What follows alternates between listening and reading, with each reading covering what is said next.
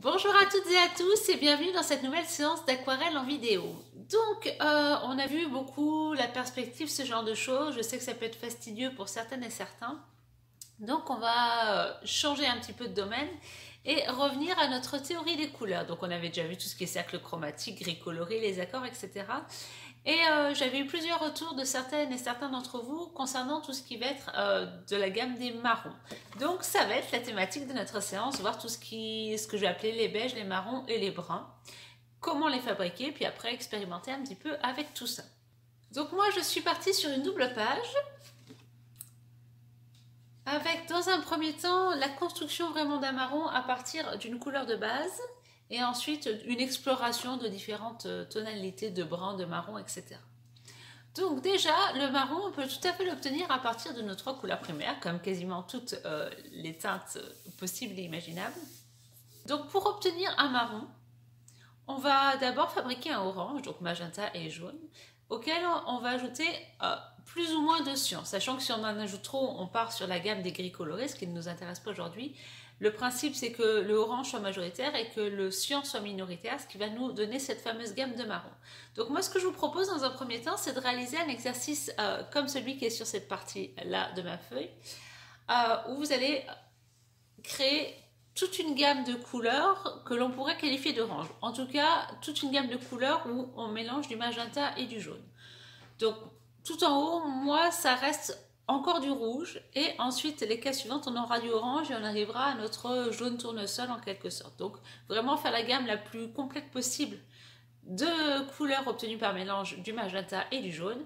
Et une fois qu'on a ces couleurs, on va leur ajouter progressivement de plus en plus de cyan. Donc là, on en met un tout petit peu, là, on en rajoute encore un peu et encore un peu.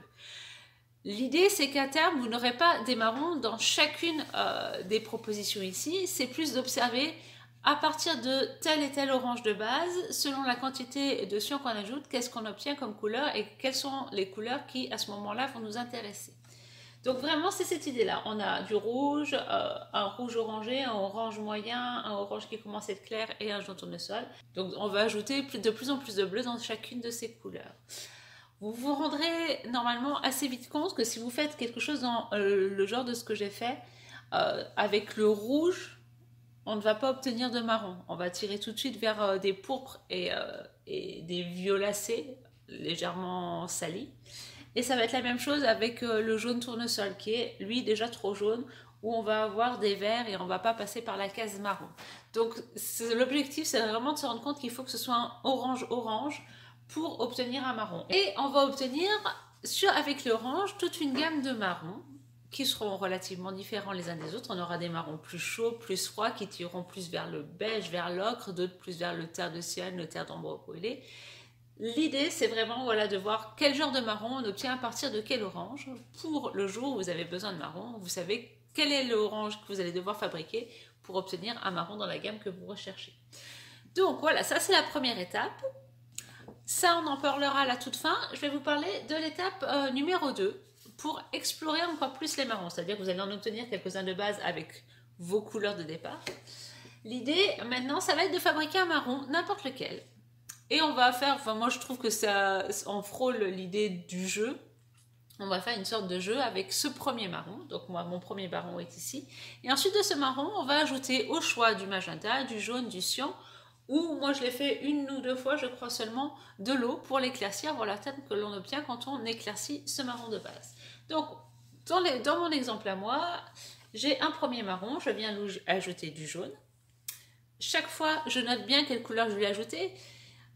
Avec de la pratique, vous vous en rendrez compte après juste visuellement, mais dans un premier temps, c'est bien de bien penser à mettre les annotations, sinon vous ne retrouverez plus comment vous avez fabriqué cette couleur-là.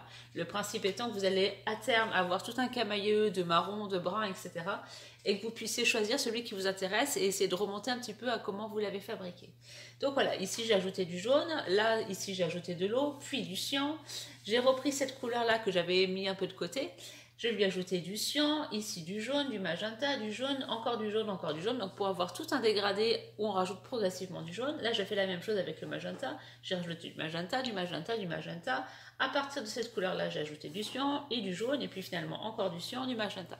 Donc voilà, l'idée c'est vraiment d'avoir une couleur de départ dans laquelle on vient ajouter des petites touches de l'une ou l'autre des primaires, voire de l'eau, et de bien noter toutes les manipulations qu'on a effectuées pour à terme avoir, voilà, ce que pour moi c'est toutes ces teintes-là, ce sont des marrons, mais qui sont malgré tout très différents les uns des autres. On a des marrons qui tirent plus vers le brique, on a des marrons très grisés, des marrons qui pour moi est la couleur du marron glacé, on a des choses qui tirent plus vers l'ocre. Donc voilà, vraiment l'idée c'est de vous faire toute une palette de marrons et sur laquelle vous puissiez remonter à comment vous avez fabriqué ce marron. C'est-à-dire que si vous cherchez à faire celui-là et que vous en êtes là, vous savez qu'il va peut-être falloir ajouter encore un petit peu de jaune et puis le magenta. C'est vraiment cette idée d'avoir une référence de marron, parce que réussir à obtenir la teinte de marron que l'on recherche, c'est pas toujours très évident. Donc la séance sur les marrons est également l'occasion de parler de la couleur peau. Donc autant dans toutes ces gammes-là, on peut avoir des peaux noires, des peaux métisses.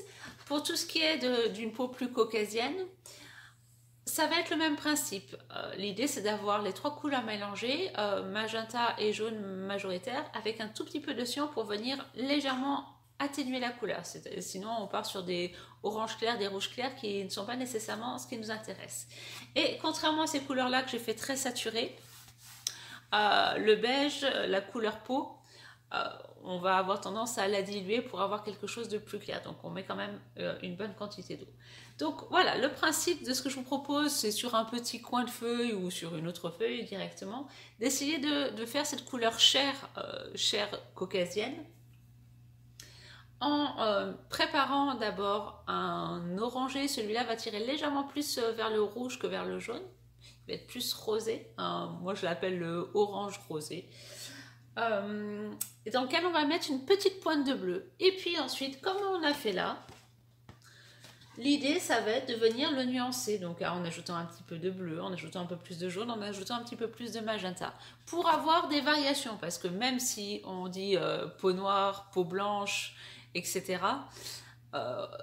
tous les gens qui ont la peau blanche, entre guillemets, n'ont pas le même type de peau. Si on s'amuse à comparer les peaux, il y en a qui seront plus jaunes, il y en a qui seront plus magenta, etc. Il y a toute une infinité de variations dans la couleur des peaux. Donc selon ce que vous allez vouloir représenter, c'est bien d'avoir un petit échantillon, même chose, de teintes qui sont possibles d'utiliser quand on va travailler les portraits, etc. Donc voilà, discrètement, j'ai introduit 2-3 petites choses qui vont nous servir quand on va travailler les portraits un peu plus tard, probablement en avril-mai. Mais voilà, ça se rattache complètement à la théorie des marrons parce que c'est la même idée de base, un orangé qu'on vient légèrement transformer avec du bleu.